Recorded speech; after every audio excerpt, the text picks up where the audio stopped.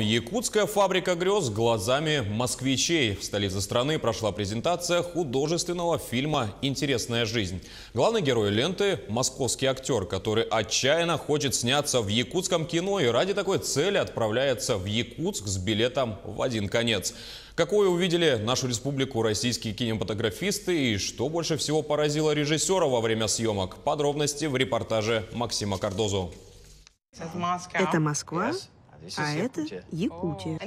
И в Якутии ты будешь кинозвездой. Я не знаю, может быть.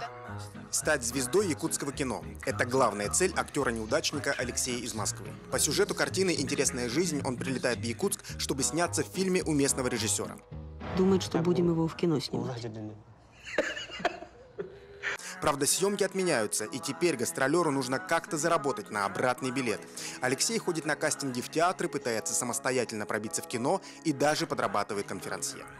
Вот это такой герой в поисках не знаю чего. Ну, какой-то лучшей доли, судьбы, себя, конечно же, прежде всего.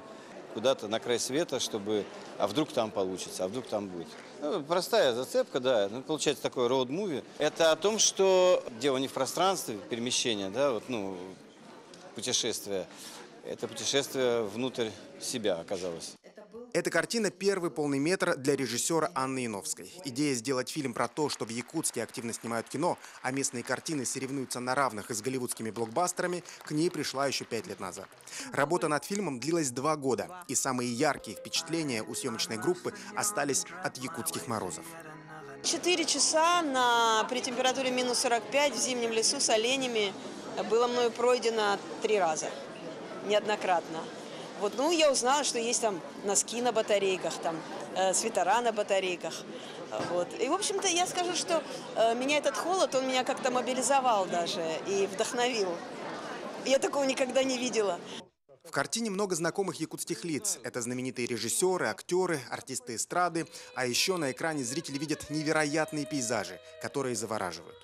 Фильм очень понравился. Было очень приятно получить колоссальное удовольствие от просмотра, да, вдали от своей родины. Очень приятно посещать такие мероприятия.